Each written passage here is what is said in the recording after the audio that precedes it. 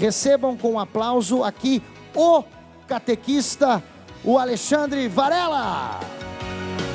Bom dia, povo católico! Do Rio de Janeiro, com sotaque cariocas, lá da Nossa Senhora de Copacabana. Da Nossa Senhora de Copacabana. Você conheceu santos, por exemplo, como o Guido Schaeffer, que está em processo de beatificação, Conheci. santo surfista. O Rio de Janeiro tem um Padre Omar do samba, tem um santo surfista e tem um que catequista. ainda não é santo, né? Beato, calma. É beato. Ele tá na causa, né? Para ser beatificado ainda, ele é servo de Deus, na verdade. Mas eu comi pizza com ele, imagina isso. Você comeu pizza, foi em festa com ele. E você explica no seu blog qual é o processo de beatificação, de canonização? Tem isso lá também? Tem isso lá também. Se você entrar lá, procurar canonização, você vai encontrar tudo. Agora, eu achei um bom dia muito xoxo. Bom dia, povo católico! Bom dia! Nós somos catequistas, povo católico. Nós temos que animar a igreja, a nossa função é levar a igreja adiante. Mas me ajuda aqui, ó. Claro. Esse aqui sou eu. Por que eu boto esse aqui? Porque ninguém me conhece. Então eu acabo colocando aqui quem sou eu. Mas sou editor de O Catequista. Se você não conhece O Catequista, vai agora, ocatequista.com.br, tá? A gente acabou de lançar um site novo, o Catequista News. Catequista porque News. Todas essas informações do Vaticano acabavam não servindo para entrar em O Catequista, porque a gente fala lá de catequese, né? Então a gente criou um site de notícia, o Catequista News, que já nasce um dos maiores sites de notícias do Brasil. Pra você ter ideia, quem escreve pra gente, né? Dom Orani escreve pra gente, Dom Paulo Romão escreve pra gente, o Lerão do Rosa de Saron escreve pra gente, Sociedade Chesterton do Brasil escreve pra gente. Tem muita gente boa lá. Então, dá uma olhada ao catequistanews.com.br.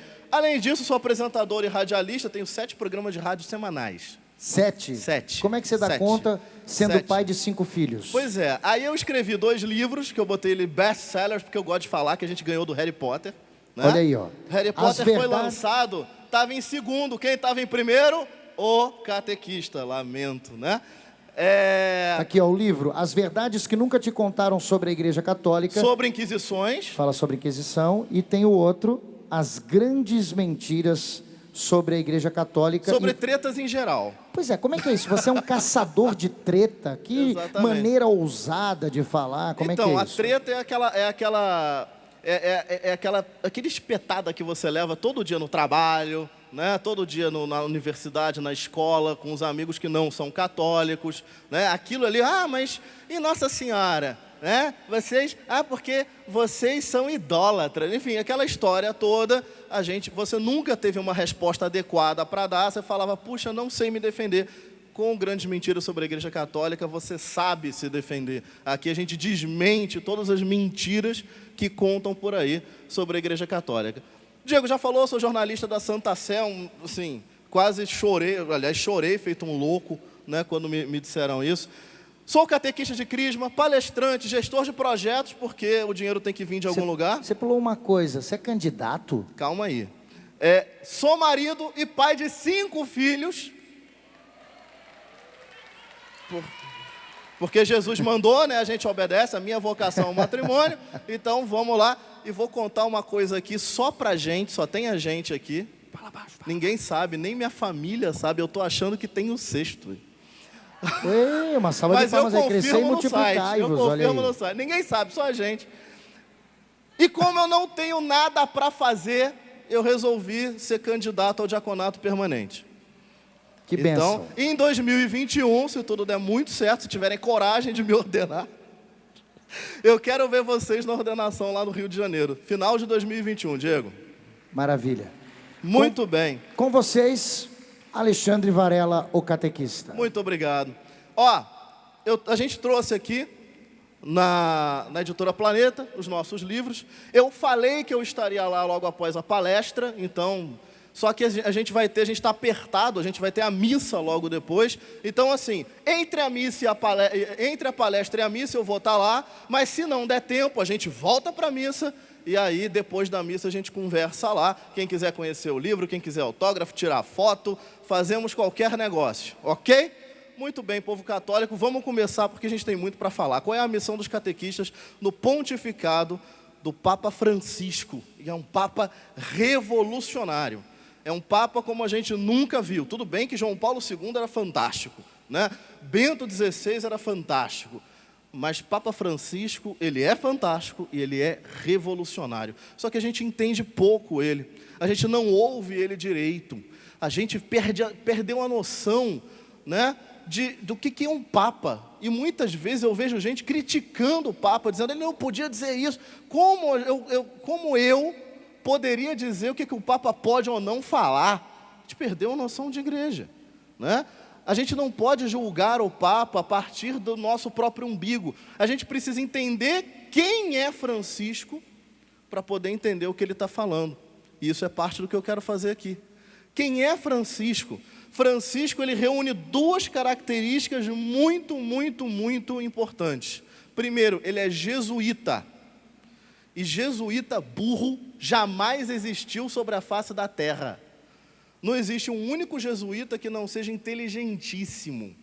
Aí você pega um perfil como esse e coloca em cima uma outra característica. Ele é argentino. Imagina um cara esperto. Assim, não existe. Não existe a possibilidade de você ter alguém mais safo, mais esperto do que Francisco. Um jesuíta argentino. O que ele faz? Ele é um jesuíta típico do século XV. Ele é um jesuíta típico do início dos jesuítas. Os jesuítas, desde o início, fazem um negócio chamado teologia de fronteira, que é muito difícil de você entender se você não prestar atenção. A teologia de fronteira é missão pura. O que ela faz? Ela vai lá na fronteira da heresia, ela chega lá perto da heresia, puxa quem está lá, mas sem sair de dentro da igreja. Isso não é um negócio fácil de fazer, não. Mas é um negócio difícil de entender para a gente que está dentro da igreja. Mas, por exemplo, vamos falar de outro jesuíta famoso, né, que deveria ser famoso. Se você não reza para ele, passe a rezar a partir de hoje. O nosso catequista, São José de Anchieta. O catequista, o maior catequista desse país. O que ele fez? Ele chegou para os índios e falou, esse negócio aí que vocês acreditam, esse Tupã, é verdade. O Tupã, vocês, né, lembra do Quarupi, amarra lá nas toras, enfim, o Tupã, ele existe. Agora, eu vou mostrar para vocês uma outra maneira de se chegar ao Tupã, que não é essa. É uma outra maneira, é uma maneira até mais fácil. Vamos aprender comigo. E aí ele foi aos poucos catequizando os índios, até que o Tupã virou Jesus Cristo, virou Deus. Mas se ele tivesse chegado já de início, chutando as toras e falando, isso aqui não existe, é heresia, não teria conseguido absolutamente nada. Mas ao dizer que Tupã é Deus, ele incorre no risco de ser mal interpretado para quem está dentro da igreja, porque a gente sabe que Tupã não é Deus. Mas a gente tem que entender a estratégia, a gente tem que entender a inteligência. São Francisco Xavier, quando foi catequizar na China, ele usava vestes chinesas, né? Ele converteu um pedaço da China vestido como um chinês e fazendo o quê? Astronomia. Ele era um astrônomo. Ele falava das estrelas, ele não falava de Cristo. Depois que ele se tornou um homem respeitado, aí ele começou a falar de Cristo. E aí, porque ele era respeitado, acreditaram nele e ele arrastou milhares.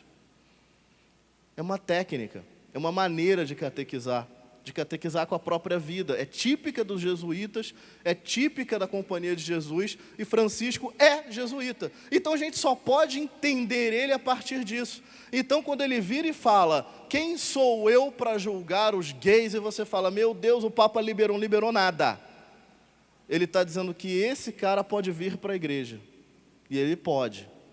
Mas ele pode ficar da maneira que ele está? Não. A quem compete mudá-lo? Ao Papa? A quem?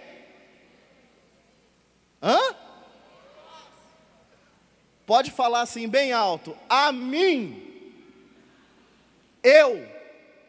Eu sou catequista. Eu sou o responsável por catequizar, por pegar as pessoas que Francisco bota dentro da igreja e resolvê-las. É por isso É por isso que os catequistas são absurdamente importantes no pontificado de Francisco. E o que Francisco tem falado para a gente? Francisco tem falado coisas muito importantes desde o início do pontificado dele, desde a Evangelii Gaudium, né, a primeira exortação apostólica dele. Ele tem falado em periferias espirituais, tem falado na cultura do descarte, no individualismo, na cultura do individualismo. Ele tem falado na igreja em saída, em ser igreja em saída, em construir pontes e não muros. E aí é engraçado que o povo tem politizado tudo, né, na vida. Aí o povo fala, porque quando ele fala de não construir muro, ele está falando do Trump. Mas que pensamento pequeno! Ele está falando em encher o céu de almas santas, é disso que ele está falando. Ele não está nem aí para o Trump, isso não é o problema. Um muro entre Estados Unidos e México não diz nada. O que diz é se o cara vai para o céu ou não. O que diz é se ele vai para a vida eterna ou não. É isso que interessa. É por isso que a igreja tem que sair. É por isso que nós não podemos construir muros entre a igreja e as pessoas. Muitos falam entre a igreja e o mundo, mas nós não somos desse mundo. Entre a igreja e as pessoas. A gente, por isso, né, e esse não construir muros, esse construir pontes, é o que ele vai chamar de cultura do encontro e vai terminar com um grande recado para sermos revolucionários. Esse é Francisco. E essa frase dele ele não é dele, na verdade, assim, essa fala é dele, mas é uma ideia que vem da Companhia de Jesus, é uma ideia jesuíta, né? Mas ele está reproduzindo com as palavras dele uma ideia jesuíta. E ele diz, prefiro uma igreja acidentada, ferida e enlameada, né, por ter saído pelas estradas, a uma igreja enferma, doente, pelo fechamento e a comodidade de se agarrar às próprias seguranças. Prefiro uma igreja enlameada porque tentou acertar, porque tentou sair, do que uma igreja burocrática, presa à própria segurança. Mas não sempre foi assim? Desde quando a igreja se fecha nos seus muros, os apóstolos todos, menos João, foram martirizados por isso. Porque saíram para falar algo que era uma novidade. E não necessariamente era uma novidade bem aceita. Cristo foi crucificado por isso. Eu prefiro uma igreja enlameada, acidentada, por ter saído nas estradas, né? Porque a salvação, ela está na mensagem de sempre. A mensagem não pode mudar 1 milímetro. A mensagem que a gente tem para o mundo é a de Cristo. É a mesma, desde o início dessa história. A mensagem que nós, catequistas, entregamos para as pessoas é a mesma há 2000 anos. Você é portador de uma mensagem de 2000 anos. De uma verdade, de um tesouro de 2000 anos, da revelação de Deus, desde o início. Desde o início. Nesse tempo aqui, retratado numa pintura renascentista, é óbvio que ele não tinha uma hóstia na mão, mas enfim, né? Depois, né, na Idade Média, se pintou dessa maneira. Nessa época, na igreja primitiva, eu tinha uma igreja em saída, saindo do Oriente Médio para Roma, e estando em Roma, tinha diante dela o quê? Uma cultura que não que não conhecia o cristianismo, uma cultura cuja religião, na verdade, servia ao Estado, era uma cultura, vamos dizer assim, mundana e não religiosa, e era uma cultura anticristã, em um mundo que não conhecia Cristo. E aí a igreja vai, se acidenta, mas ela conquista. E aí depois a gente tem o período da Idade Média, né? O período medieval em que a igreja ela surfa na conquista que ela fez. Naquele tempo, todos eram católicos. O homem entendia primeiro que ele pertencia a Deus, para depois entender que ele pertencia ao senhor feudal, ou ao Estado, ou a qualquer outra coisa. Então o homem era naturalmente religioso na Idade Média. Então era uma igreja num outro formato, jamais, né, rebuscada, com rituais muito mais desenvolvidos, mas uma igreja assentada, uma igreja que tinha o controle da situação. E chegamos aos dias atuais.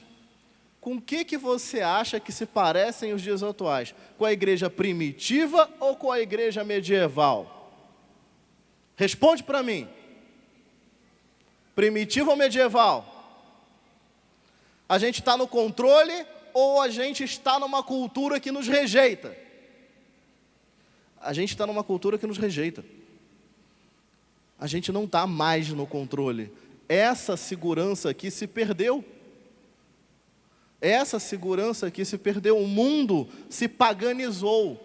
Hoje as pessoas pertencem a outras coisas. Pertencem à empresa, pertencem às ideologias, mas não pertencem a Cristo. É um mundo que diz que a religião tem que ser da porta de casa para dentro. É um mundo que precisa muito mais de você do que antes. Então, o nosso papel não é ficar dentro da igreja. O nosso papel é fazer como os apóstolos da igreja primitiva. Ir e espalhar o evangelho. Sabendo que nós vamos tropeçar. Sabendo que nós vamos apanhar. Mas essa é a nossa missão. E é isso que Francisco faz. É por isso que Francisco apanha também. É por isso que a gente precisa dar apoio para ele. É por isso que a gente é importante no pontificado dele. Porque ele, Francisco, é Pedro voltando, indo para Roma. E encontrando em Roma um ambiente hostil. Francisco vai ao Oriente Médio. E pela primeira vez na história da Península Arábica, celebra uma missa pública. Foi a primeira missa pública da Península Arábica, para 170 mil pessoas. E ele dizendo claramente num território muçulmano, a salvação é Cristo. Isso é revolucionário. E é isso que nós precisamos ser. Nós precisamos estar com Ele. Mas para estar com Ele, a gente precisa entender essa realidade que Ele fala. Que realidade é essa? Né? Essa realidade da cultura do descarte e do individualismo. O que é a cultura do descarte que Ele tanto fala? Né? É a crise da família. Família já não é mais família. É um agrupamento de gente. Né? Uma pessoa, uma vez, né, falando comigo, eu falei da minha família, tenho 5 filhos, e aí a pessoa dizia, puxa, Alexandre, mas eu não consigo conceber me casar para cuidar de 5 filhos. Dá trabalho, eu quero me divertir, eu quero casar com uma pessoa, né, que me alegre, que me faça rir, que me divirta. Então você precisa de um palhaço. Porque a vida conjugal é viver junto, não é um uso mútuo, né? Você me faz bem, eu te faço bem, a gente fica junto, não é isso. Somos uma só carne e andamos pela jornada da vida juntos. Isso é família. Isso é família. Não é juntar a gente para se divertir juntos, isso não é nada. Então a crise da família está na base dessa história, né? O sucesso, a fama e o dinheiro, a gente persegue a performance. A gente é educado desde a escola a ser performático. Eu tenho que tirar nota boa, eu tenho que chegar em primeiro, eu tenho que fazer o melhor, eu tenho que conseguir resultado. Então, se eu não conseguir resultado, eu não sou ninguém. Então, as pessoas não estão preocupadas com a vida eterna, estão preocupadas em ganhar bem, estão preocupadas em tirar notas altas. Não que isso seja ruim, é ótimo, mas de nada vai adiantar se você morrer e não ir para o céu.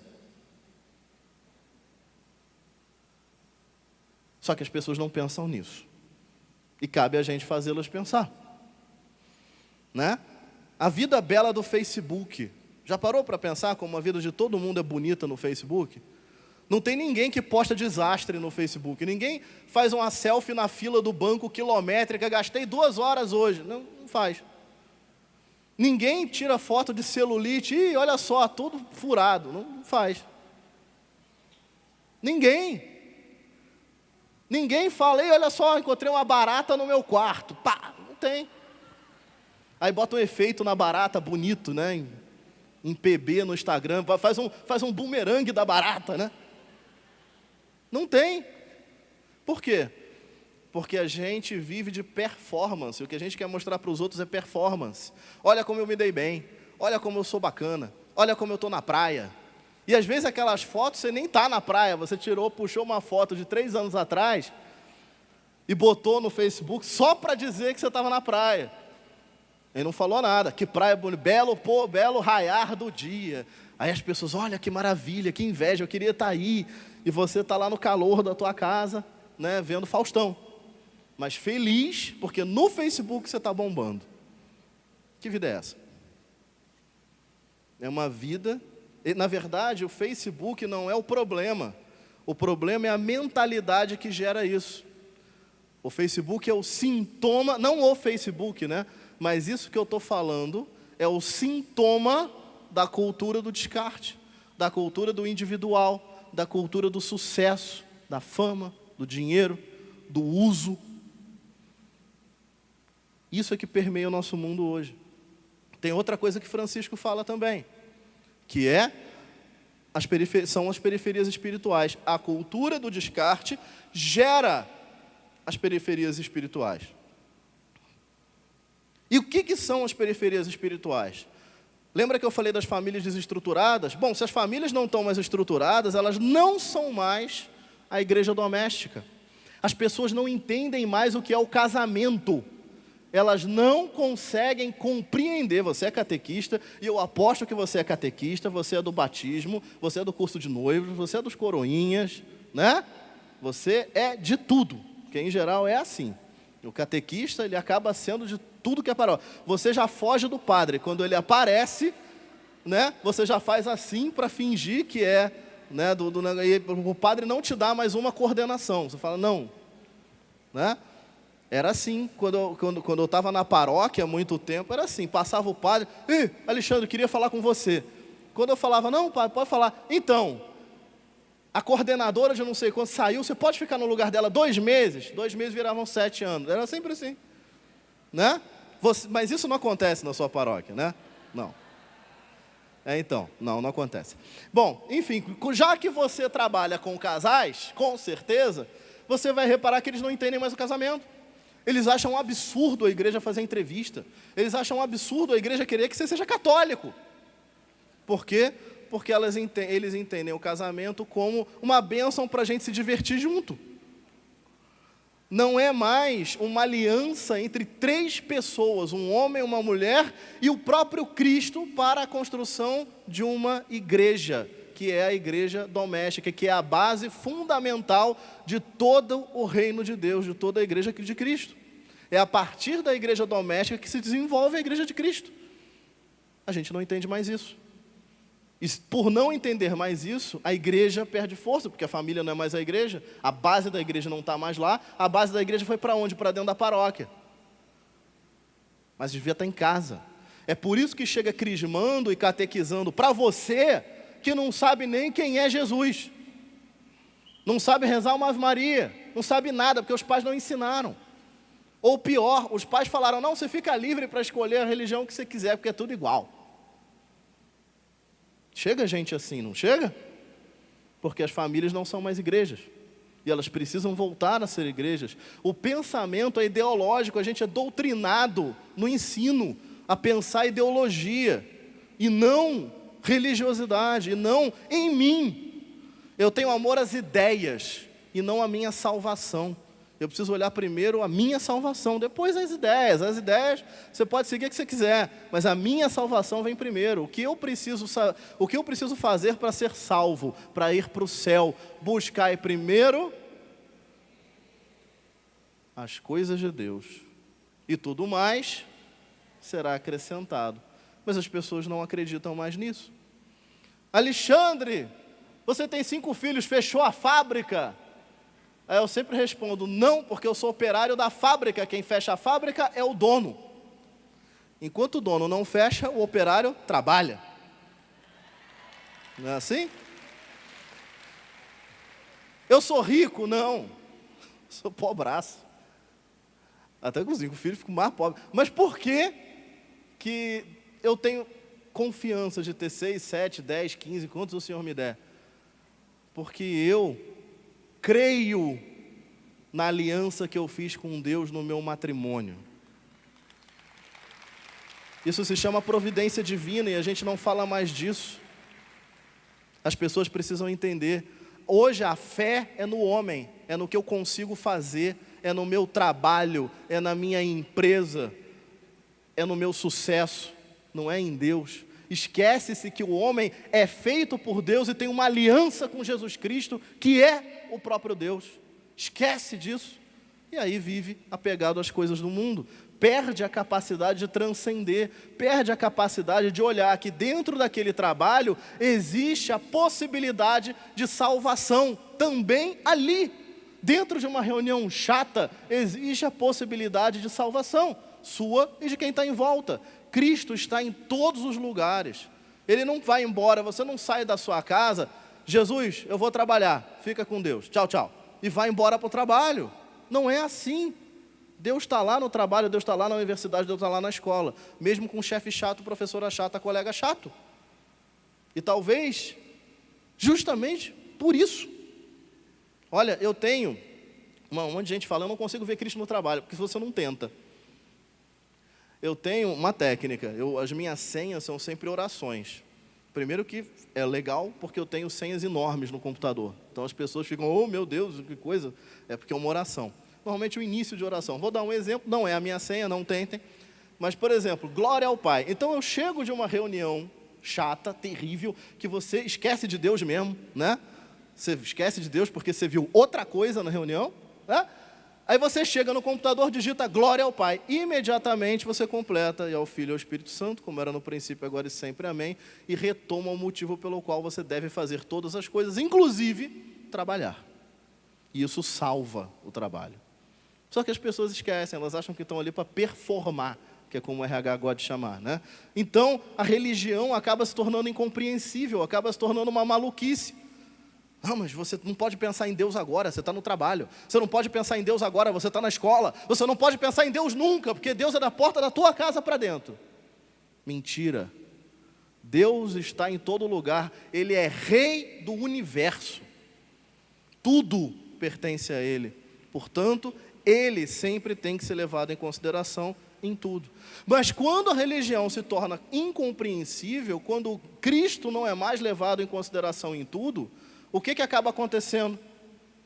O bem-estar se torna a nova salvação, né? As pessoas procuram o bem-estar. Quando recentemente uma amiga minha, bem próxima, perdeu uma pessoa muito querida, pessoa que tinha criado ela, faleceu. E o que ela escreveu, né? Ela estava realmente fatigada, acabada. Só que em vez de ela escrever, eu preciso de Cristo, eu preciso da esperança que não decepciona, ela escreveu, eu preciso de uma massagem. Como se a massagem pudesse salvar a pessoa que ela perdeu e dar sentido à vida dela. Mas depois da massagem ela ficou relaxada. Ai, que bom, ai, estou de volta. É o bem-estar. As pessoas não transcendem mais. Elas precisam só estar naquele momento bem. É a cultura do descarte. E elas se tornam periferias espirituais, porque estão ali soltas, acabadas. E a gente precisa chegar nessas pessoas.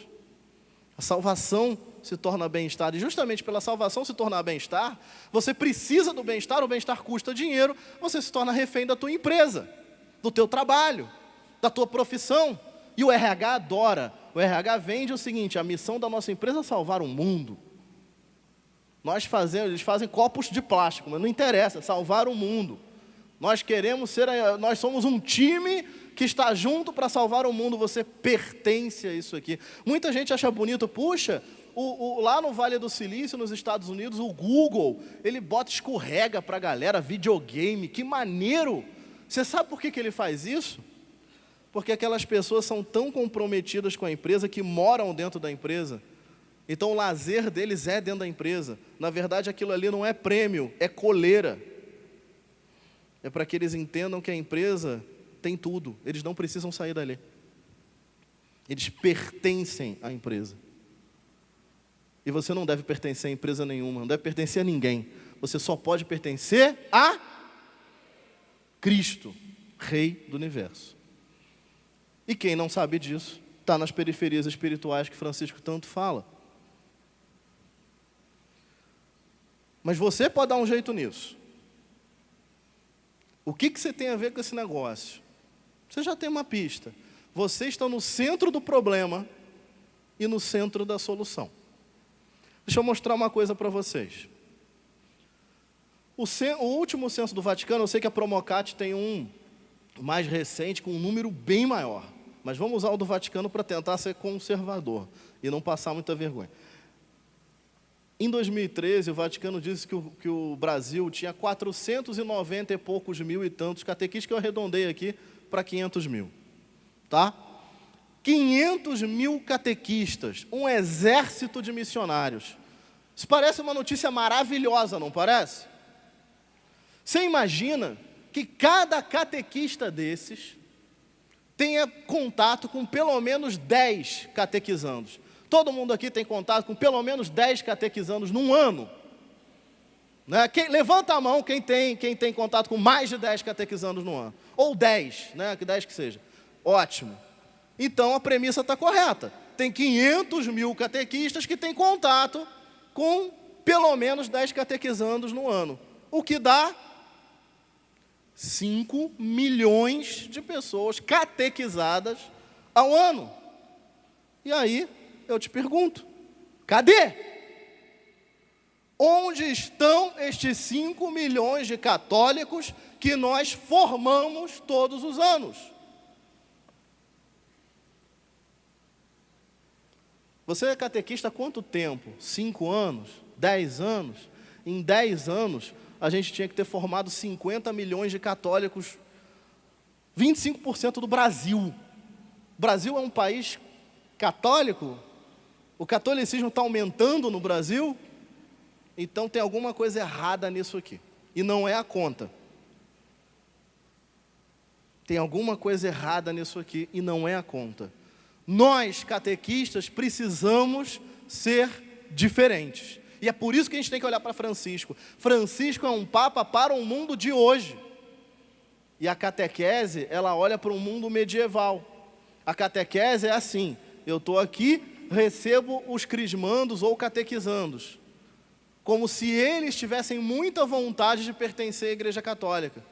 E não é assim. Não é mais assim. A gente é muito parecido com a Igreja de Roma, que precisava lutar contra a cultura. É justamente o que a gente tem que fazer agora. Só que a catequese não está assim. Nós precisamos ser uma igreja em saída. Esse aqui é um desenho da Basílica de São Pedro Antiga, né? Lá onde está o Vaticano, Basílica de São Pedro Antiga. E eu queria mostrar para vocês a didática da construção de uma igreja antiga, que é muito bacana, é muito didática. O que acontece? Aqui, eu não sei se o laser vai mostrar direito, mas essa região aqui da escadinha, né? Da escadinha de fora, ela é onde passam as pessoas que não têm nada com peixe, não tem interesse nenhum na igreja. Qualquer igreja antiga, muito antiga, tem uma estrutura parecida com essa. Tá? Eu peguei a Basílica de São Pedro porque ela é didática. Mas todo mundo que passa aqui na escadinha não é religioso ou tem outra religião. Todo mundo que está nessa zona verde, essa zona verde se chama Átrio dos Gentios. É onde as pessoas que não eram católicas podiam entrar para estar com alguém ou para passear na Basílica de São Pedro, enfim, nas igrejas antigas. Então é o Átrio dos Gentios, aqueles que ainda não são católicos, mas que estão ali, se interessaram de alguma maneira em entrar. Esse primeiro telhado aqui, em geral, tem uma pia batismal. Nas igrejas antigas, a pia batismal fica perto da porta de saída, porque aquele lugar se chama Átrio dos Catecúmenos. É onde ficam aqueles que estão sendo preparados para serem católicos. E por isso que tem uma pia batismal ali, porque dali para frente ele entra onde? Na nave central. Através do quê? Através do batismo. Então ele entra nessa região maior aqui, que é a nave central, através do batismo. E ele se orienta para um negócio chamado abside, que na verdade é o que a gente hoje conhece como altar, como presbitério. É porque nas igrejas antigas, vocês lembram, né, o altar era meio que grudado na parede, ele era todo cheio de coisa. Por quê? Porque ele queria representar o céu. Então o padre se voltava para o céu e celebrava diante do céu que se abria para nós. Hoje continua sendo assim. É a mesma coisa, mas num formato diferente. Nós estamos diante do céu também, mas em torno da mesa do sacrifício, né? Mas também é o céu. Só que, didaticamente, é mais fácil compreender, o padre se voltava para o céu e todos os que estavam atrás dele estavam indo para onde? Para o céu.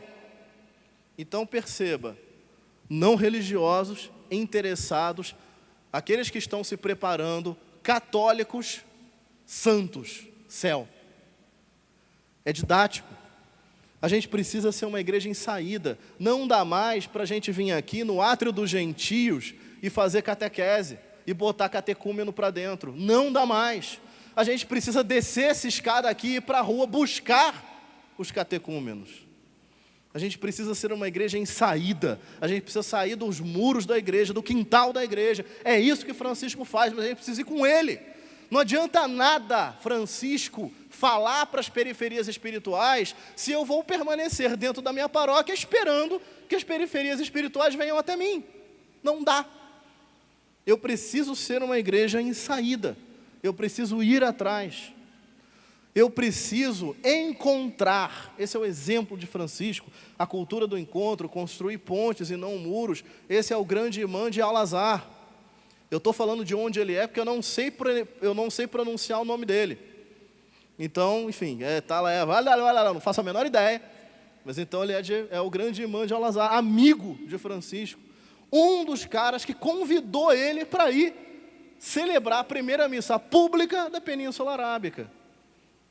Só foi possível por causa desse tipo de gesto.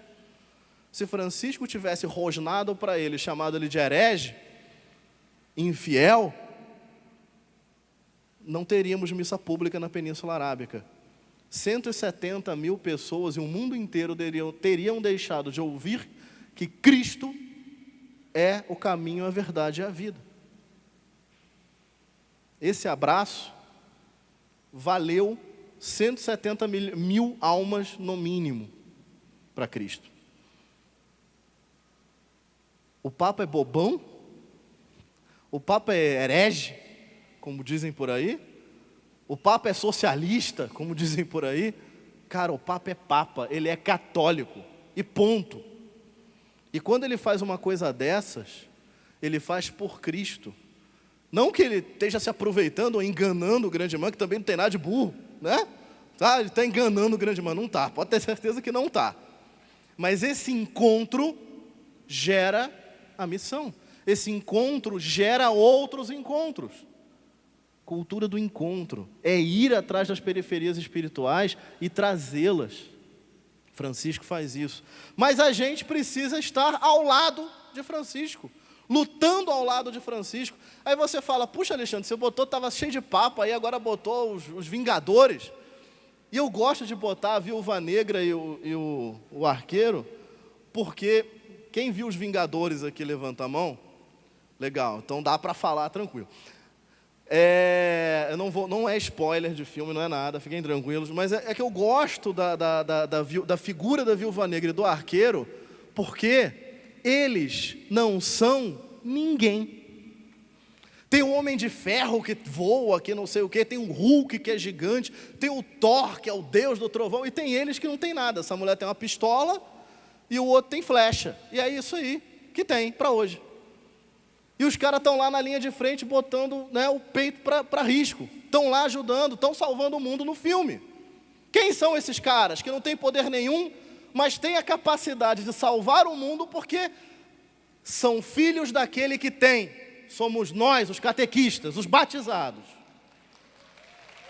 Nós não temos arma nenhuma. A nossa arma é sermos filhos de Deus. É sermos ungidos por Ele no batismo e na crisma. Então chame todos a uma nova catequese. A gente tem muita gente na nossa paróquia que não vem para a catequese porque acha que já é catequizado. Ah, eu já fiz, eu já sei. Sabe nada, não sabe nem porque está sentando e levantando na missa. Chama todo mundo para uma nova catequese. Não precisa estar atrelado a crisma, não. Vem, tem um curso aqui. Chama de qualquer outra coisa para a pessoa não ficar chateada. Chama de curso avançado de teologia cristã. E aí fala de batismo para a pessoa, que vai ser uma novidade. Né? Mas catequiza. Que sejam todos catequistas. Isso, padres que estão aqui, pelo amor de Deus, que sejam todos catequistas. Minimamente. A Kiara aqui estava falando da secretária de paróquia, tem algumas aqui, né? Imagina, né, um casal que chega numa secretaria de paróquia para se casar. Ele chega, eu quero marcar o casamento. E a secretária da paróquia, ela faz o quê? Ela faz a parte burocrática da marcação do casamento. Mas se ela tem habilidades de catequese, ela consegue conversar sobre o matrimônio com aquelas pessoas. E ela consegue, de alguma maneira, colocar ali, não precisa fazer nenhum tipo, não é pregação ali não. Mas assim, vai colocando, que bom que vocês vão fazer uma aliança com Cristo, né? Pum, botou moeda no cofrinho. Puxa, porque casar na igreja é uma coisa muito importante, porque é a formação da igreja doméstica, né? Pum, botou outra moeda no cofrinho. Até que o porquinho enche. Mas tem que começar. Quando alguém vai marcar a missa de 7º dia, mas que momento fantástico para a secretária da paróquia atender aquela pessoa de uma maneira diferenciada e catequética. Por quê? O que vai adiantar essa missa aqui para o seu morto? Você sabe que bacana isso aqui? Você pode oferecer uma indulgência e ir para o céu. Como é que faz, você sabe? Você é católica? Puxa, não? Então faz o seguinte, deixa eu te escrever também na crisma. Quando a gente sai da missa, por que a gente precisa ser todo mundo catequista? Quando a gente sai da missa, sempre tem alguém que sai rosnando. A missa foi muito chata, demorou 1 hora, ficou senta e levanta, não aguento mais. E aí sempre tem alguém que também não quer se aborrecer e fala, foi mesmo, aí vai embora. E se essa pessoa virasse e conseguisse, mas você entendeu o senta e levanta? Você entendeu o que o padre falou? Será que se você entender, a próxima missa vai ser muito melhor? Aí eu catequizo. Eu não preciso ficar 1 hora com a pessoa. 5 minutos, você explica para ela o que é uma missa. E ela talvez, que aí depende do sim de cada um, ela talvez volte muito diferente para uma outra missa. Precisamos ser todos catequistas. É missão do batizado. É missão do batizado entender a sua igreja a fundo, para também não ser mais um reclamando. Para não ser mais um falando bobagem. Para não ser mais um tornando a igreja uma filial do mundo, quando na verdade a igreja é o céu na terra, para transformar o mundo e levá-lo para o céu. Se for menos do que isso, esquece. Não é o que a gente quer. Valorize a humanidade das pessoas, porque o Papa Francisco vai botá-las para dentro. Aí o cara vai chegar lá, vou dar um exemplo do homossexual de novo, vai chegar o cara lá com o namorado dele. Você vai fazer o quê? Você tem 2 coisas para fazer. Tá? Chega 2 homens lá, nós somos namorados. Mas Papa Francisco falou, quem sou eu para julgar? Estou aqui na igreja. O que você faz? Você pode fazer 2 coisas.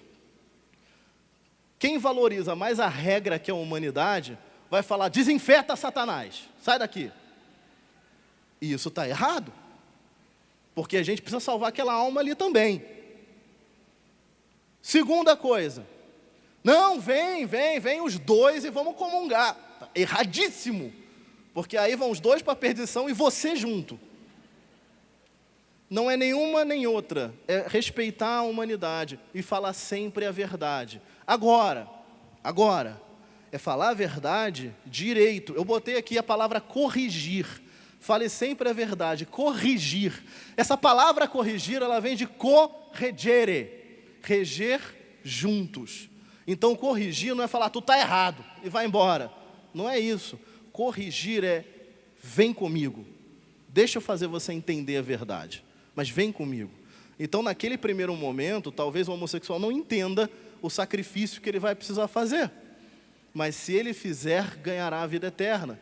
E é importante entender, por exemplo, tem um apostolado Courage, que é um apostolado para homossexuais, que prega a castidade. Aí uma vez... Um homossexual veio falar comigo, Alexandre, mas você não acha um sacrifício grande demais pedir a castidade de alguém? Falo, filho, onde é que você estava semana passada? Semana passada eu estava em Fortaleza. E no mês passado, você estava onde? Eu estava em Nova York. Pois é, eu estava em casa trocando fralda de 5 filhos. Eu também tenho sacrifício, porque eu obedeço a Deus. Cada um tem o seu. O padre também vive a castidade. As freiras também vivem a castidade. Os solteiros também vivem a castidade. O casado também vive a castidade. Os homossexuais também vivem a castidade. Cada uma num formato. E todos são sacrifícios. Sacro ofício. Um trabalho para Deus, para salvação.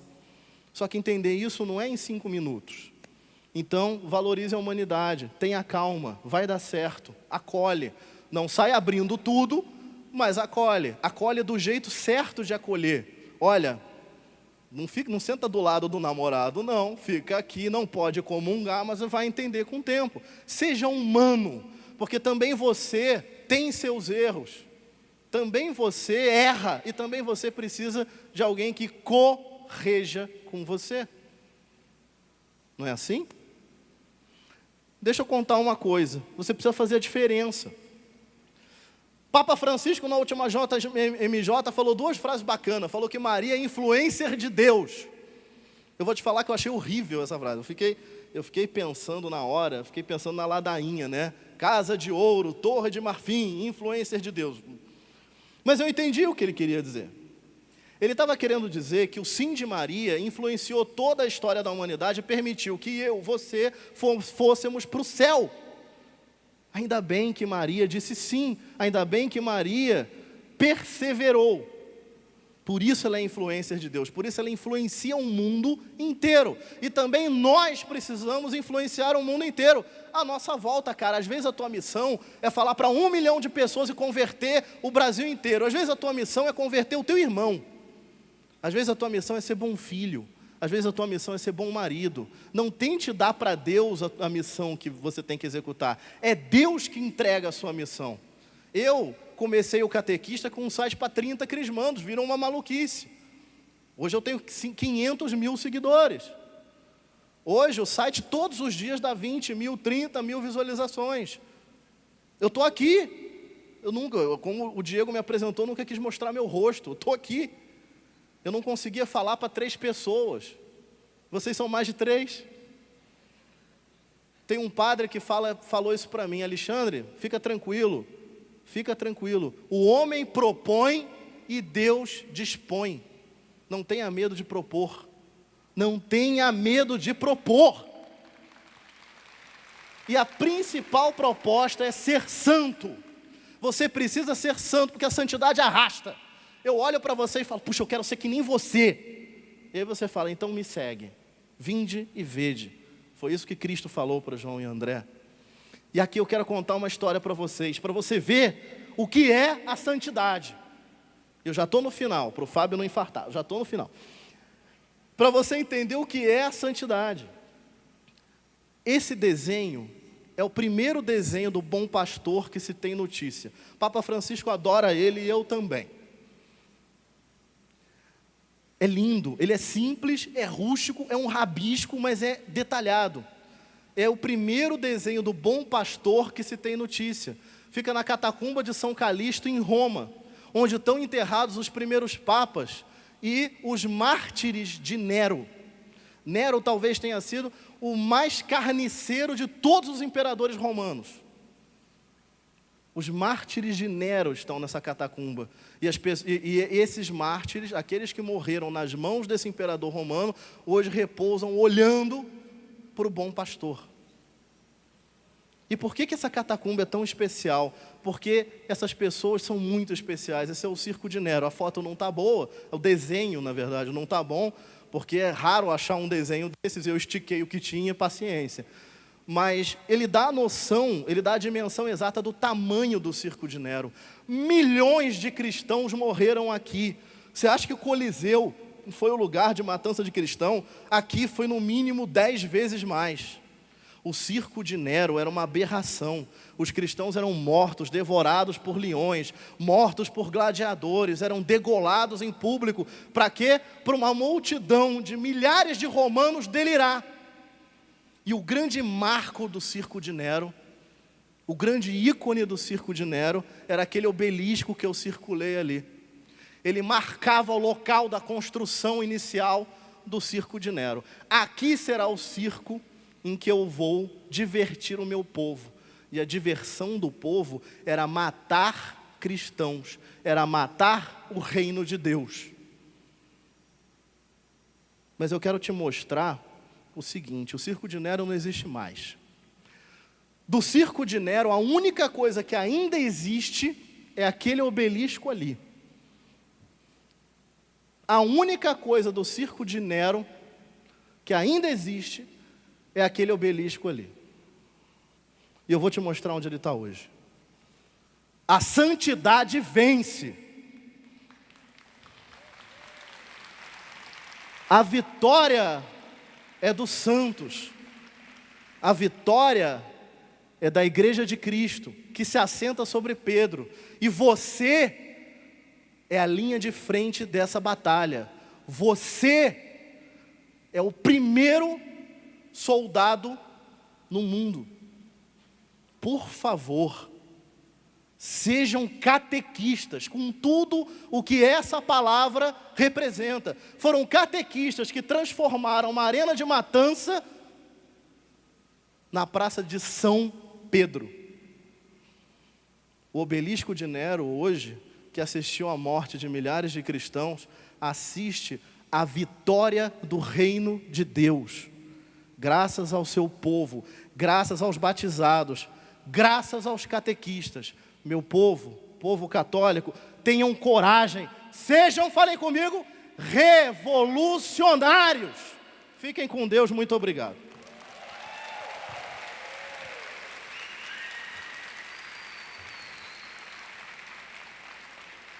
Povo católico, esse é meu site, esse é meu e-mail. Se alguém ainda quiser falar comigo, eu estarei no estande da Planeta antes da missa, né, enquanto montam a missa, e depois da missa também vou para lá. Queridos, agradeço demais a atenção de vocês. Fiquem todos com Deus e sejam... Fiquem com Deus.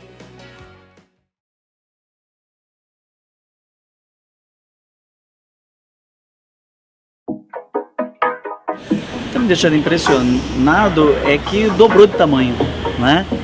E eu acredito, já disse isso no primeiro, que esse será o ponto de encontro anual dos catequistas do Brasil. Estar aqui hoje em Aparecida para nós é um momento muito especial, porque é o coração do Brasil, a mãe e principalmente esse entusiasmo com a catequese.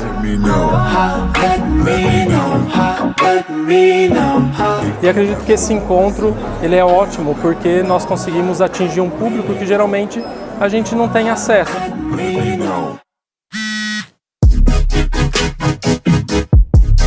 E que por mais que obstáculos que a gente tenha na nossa vida, a gente não deve parar. E o catequista tem essa missão de anunciar, de ajudar, de motivar as pessoas, aqueles que eles têm à frente, a fazer essa adesão por Jesus Cristo e buscar a fidelidade. Para mim, o Catequistas do Brasil, ele é um grande momento da vida da catequese no nosso país, pela variada oferta que ele faz de temas diferentes, de modalidades, de dinâmicas, e é tudo que o nosso pessoal precisa. Nossa catequese é muito rica, então essa troca vai ajudando também a gente a ampliar os nossos conhecimentos, melhorar essa proximidade, essa família cristã que a gente quer construir, né, dentro desse reino de Deus. Eu vim com a minha mãe, ela me trouxe e eu achei muito legal. Ela achou que ia ser cansativo, eu de noite estava toda acesa, tinha gostado muito. E aí eu tô querendo muito vir ano que vem. Briguei com ela, falei que eu queria ter vindo nos outros anos. Vem crescendo e vem contribuindo muito para que eles possam sair mais motivados para o trabalho. Porque aqui nós temos catequistas em diferentes realidades, né, do Brasil inteiro. E quando a gente menos percebe, sai da gente o melhor da gente que a gente nem sabia que tinha. Então, para mim, é uma experiência muito, muito, muito importante e que eu peço a Deus que crie raízes fundas para nunca mais eu sair daqui.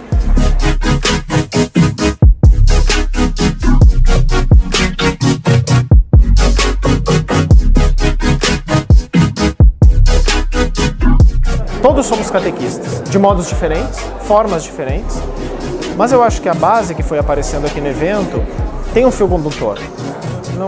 quer dizer, a experiência de Deus ficou muito marcado. Catequese é comunicar uma experiência, um encontro com Deus.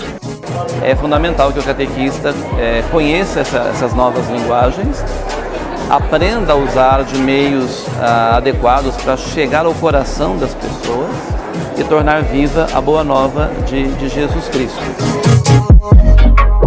Eu estou sentindo uma experiência incrível, uma emoção sem tamanho, e eu vou levar tanto conhecimento para as catequistas da minha cidade, quanto para os catequizantes que eu tenho. Eu só tenho a agradecer ao evento por ter proporcionado a todo mundo esse evento maravilhoso de conhecimento, que a gente vai sair daqui cheios. What for?